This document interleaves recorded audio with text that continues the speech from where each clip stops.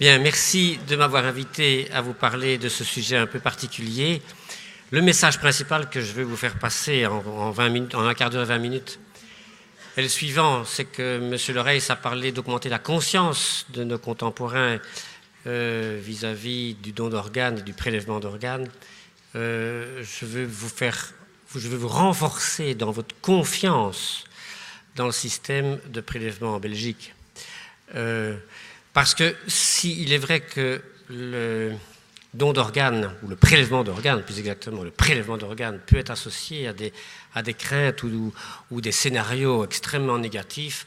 Vous avez tous entendu parler de trafic d'organes, vous avez tous entendu parler de personnes qui seraient kidnappées pour qu'on leur vole un rein ou un morceau de foie. Ce sont heureusement des fantasmes qui n'ont guère été vérifiés dans nos pays en tout cas et ailleurs. Malheureusement, il existe quand même des scénarios qui sont quand même relativement mauvais, qui sont ces pratiques qu'on voit en Iran ou en Chine, où on condamne certaines personnes à mort et on en profite pour prélever leurs organes une fois l'exécution réalisée. Et donc c'est quand même quelque chose qui peut donner lieu, et on l'a vu d'ailleurs dans la presse, donner lieu à des campagnes qui sont de nature à altérer la confiance de la population vis-à-vis du programme de prélèvement et de pose de greffe. Et quand on associe en plus don d'organes et euthanasie, on peut comprendre que les fantasmes redoublent. Parce que le mot euthanasie est un mot qui est accompagné aussi de toute une série de craintes et d'oppositions. C'est un mot extrêmement controversé, encore davantage que le don d'organes. Il suffit de taper un peu sur Wikipédia ou sur Google et vous verrez des campagnes d'opinion contre cette culture de mort qui associe euthanasie et don d'organes. Alors, je vais vous rassurer parce que l'euthanasie est évidemment quelque chose avec laquelle on ne peut pas tous être d'accord, mais il faut convenir d'une chose, c'est que l'euthanasie en Belgique est réglementée par la loi. C'est une possibilité offerte à un patient de terminer sa vie d'une manière particulière. Et ce qui est caractéristique de cette procédure qui aboutit éventuellement à un geste euthanasique, c'est ce sur quoi je veux insister, c'est que c'est une procédure qui dépend uniquement de la personne malade. Ce n'est pas une initiative de docteur qui vient se dire « Tiens, ce patient-ci, a fortiori, il a de bons reins, je vais l'euthanasier pour pouvoir en profiter et transplanter éventuellement quelqu'un qui m'aurait stipendié par derrière. » Vous avez entendu parler des prélèvements à cœur arrêté, des critères de mort cardiaque plutôt que de mort cérébrale.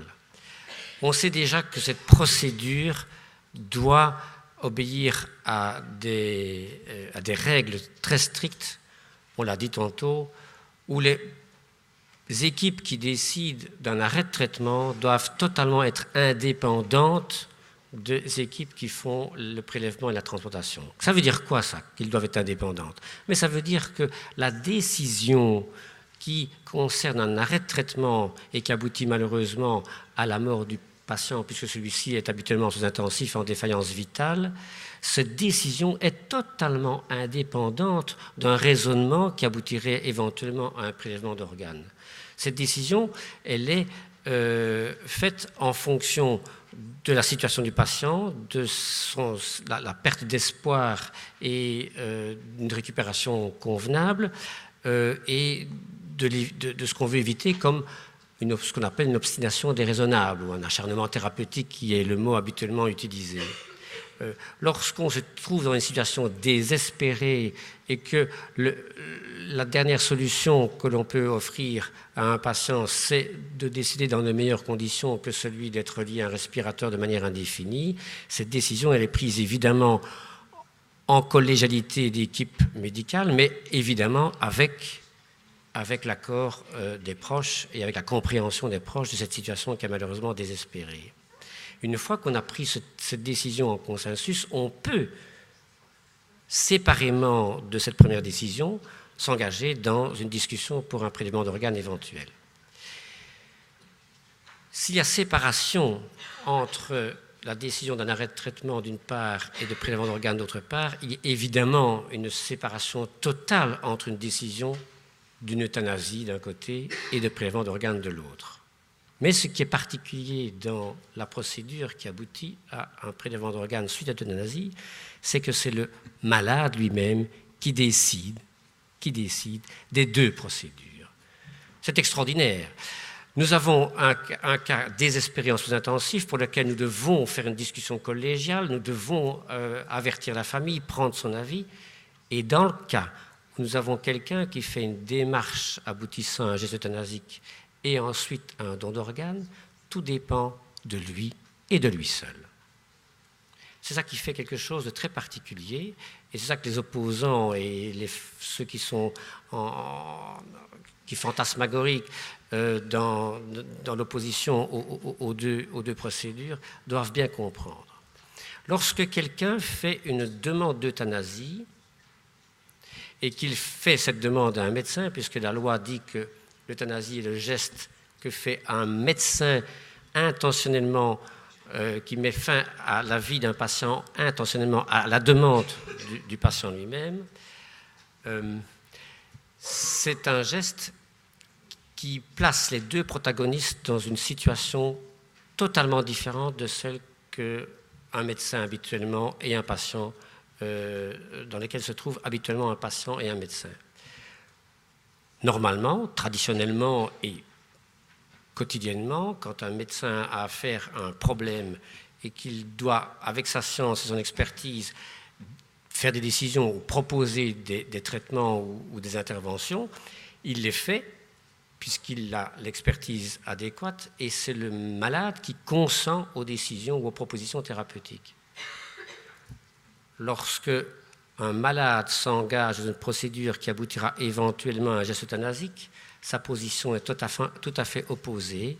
C'est lui qui décide et c'est le médecin qui consent.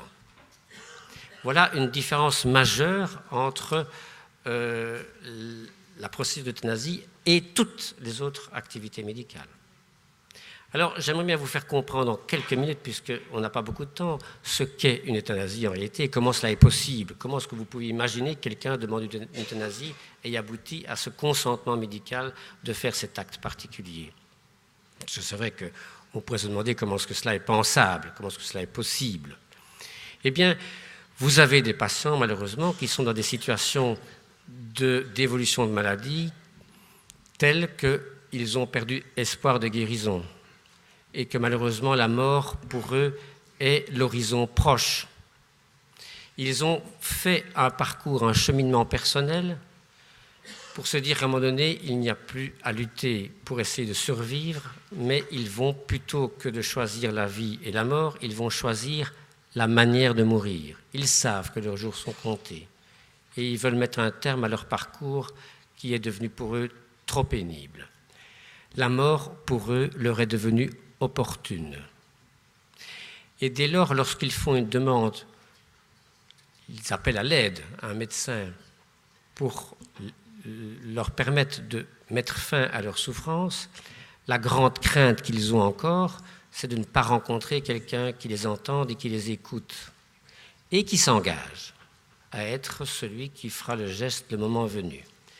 Parce que pour qu'il y ait une procédure d'euthanasie, il faut en effet qu'il y ait une demande d'un patient, puisque c'est une prérogative exclusive d'une personne malade. Il faut aussi qu'il y ait une rencontre d'un docteur qui soit celui-là, qui soit capable de dire « d'accord, vous êtes dans les critères légaux pour obtenir une euthanasie, et c'est moi qui la ferai, ce geste, c'est moi qui ferai ce geste, le moment venu ». Tant qu'il n'y a pas cette rencontre entre une demande et un docteur qui s'engage, toute procédure est impossible.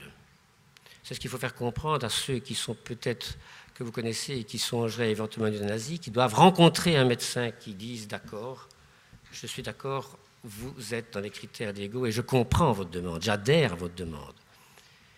Les critères légaux, c'est la demande, c'est la première condition essentielle, et les deux autres conditions essentielles pour obtenir l'accord d'un médecin, c'est qu'il faut que le malade fasse cette demande dans un contexte de souffrance insupportable, constante et inapaisable, souffrance qui résulte d'une maladie grave et incurable.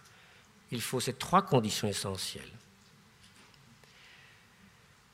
Alors il y a toute une série d'autres conditions de formes et de procédures qui permettent de s'assurer que les conditions essentielles sont rencontrées, mais qui permettent aussi d'assurer une procédure qui soit raisonnable et qui donne du sens au geste qui va être accompli.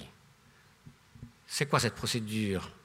Ces conditions de forme et de procédure. La première, c'est que le médecin qui rencontre un malade et qui se dit en effet, cette demande me paraît raisonnable, elle me paraît légitime, elle me paraît correspondre aux critères légaux et je comprends que cette demande soit celle appartienne vraiment au malade et le travail de conviction que le médecin doit se faire, un vrai travail de conviction, c'est que s'il accepte cette demande, il doit être sûr que c'est bel et bien le meilleur dernier service à rendre au patient. C'est bel et bien son meilleur dernier service. Ceci dit en passant, c'est vrai que la loi pose le fait que la demande est exclusivement l'initiative du malade, mais en disant que c'est un geste médical, le malade réclame évidemment l'aide d'un professionnel. Ce professionnel doit être celui qui discute avec son patient et cheminer avec lui pour parvenir ensemble à la conclusion que c'est malheureusement la meilleure dernière solution à lui offrir et qu'il n'y a pas d'autre solution raisonnable que l'euthanasie. Et donc c'est quelque chose qui se discute, qui même se débat entre les 2 protagonistes. Mais une fois que le médecin s'est rendu aux arguments de son malade, il doit faire appel à un confrère pour que celui-ci vienne examiner le malade, discuter avec lui, consulter son dossier et confirmer que les conditions essentielles de la loi sont rencontrées. C'est une première triangulation importante pour que la décision n'appartienne pas uniquement à ce triumvirat que sont uniquement le patient et son médecin. Mais les conditions doivent être aussi triangulées avec 2 autres protagonistes en quelque sorte, que sont l'équipe soignante, elle doit être mise au courant, elle doit être informée que le patient fait une demande d'euthanasie et donc on donne l'occasion à ceux qui s'occupent de ce malade de donner son avis, d'éventuellement même essayer d'influencer le malade dans un sens ou dans un autre, même si la loi ne donne pas à l'équipe soignante la possibilité de s'opposer à la procédure si celle-ci est bel et bien dans le chef du malade et dans l'acceptation du médecin. Et la deuxième protagoniste qui doit permettre de trianguler aussi cette demande et qui doit permettre de donner du sens à la procédure qui aboutira éventuellement à un geste euthanasique, c'est évidemment la famille. Les proches doivent être informés, doivent permettre de cheminer avec le patient. Autrefois, au début de l'application de la loi, malheureusement, on a eu affaire à des demandes d'euthanasie extrêmement pressantes, où les patients faisaient une demande d'euthanasie à la dernière extrémité. On n'avait pas beaucoup de temps, la maladie ne laissait pas beaucoup de temps à se positionner et à permettre de se préparer à cet acte si particulier. Heureusement, maintenant que la loi est mieux connue, les demandes sont beaucoup plus précoces et on peut donc, ceux qui font cette demande d'euthanasie, se mettre dans la position de programmer leur mort. Une chose qu'on doit dire aux patients qui font une demande d'euthanasie, c'est qu'ils, s'ils s'engagent dans cette procédure, ils doivent bien comprendre à quoi ils doivent faire face, puisque c'est une procédure qui dépend uniquement d'eux. L'exercice de leur autonomie, comme on dit, ne dépend pas uniquement de leur demande. Ils doivent l'exercer jusqu'au bout de la procédure, c'est-à-dire qu'ils doivent être capables de choisir leur jour et leur heure. Le dernier rendez-vous, c'est eux qui le donnent. Ce n'est pas le médecin qui a accepté d'être là, le moment venu, mais le dernier rendez-vous, effectivement, c'est le malade qui le choisit. Et donc, puisque cette mort peut être programmée, elle doit être préparée. Elle doit être préparée avec l'équipe soignante et avec les proches. Et si le temps de la maladie le permet, ça permet un cheminement et un partage majeure des derniers jours ou des dernières semaines que va vivre le patient. Et donc, d'une mort préparée, d'une mort programmée, on peut faire une expérience partagée. Parce que ce dernier rendez-vous peut être évidemment le moment d'un dernier rendez-vous avec les proches, avec les amis, avec la famille, et on peut en faire véritablement une cérémonie d'adieu. Tout ça, c'est pour vous décrire ce que recouvre le mot euthanasie. C'est une procédure compliquée, complexe, c'est une véritable aventure, un dernier chemin, une dernière étape que permet la loi avec un accompagnement médical particulier. Et cet accompagnement médical particulier fait que n'importe quel médecin n'est pas prêt à faire ce genre de choses. Et donc, imaginer plutôt à des équipes de transplantation d'assumer en plus une procédure d'euthanasie est complètement illusoire, et ça permet d'ailleurs d'être un peu rassuré dans l'implication que certaines d'entre elles pourraient avoir dans le souhait d'avoir un recrutement supplémentaire de prélèvements d'organes grâce à des personnes qui se font euthanasie. Effectivement, il y a quelques cas en Belgique jusqu'à maintenant de personnes qui ont fait une demande d'euthanasie et qui ont demandé à ce qu'on prélève leurs organes dans un geste altruiste supplémentaire, puisque c'est elles qui ont proposé que ce prélèvement d'organes soit réalisé après leur euthanasie.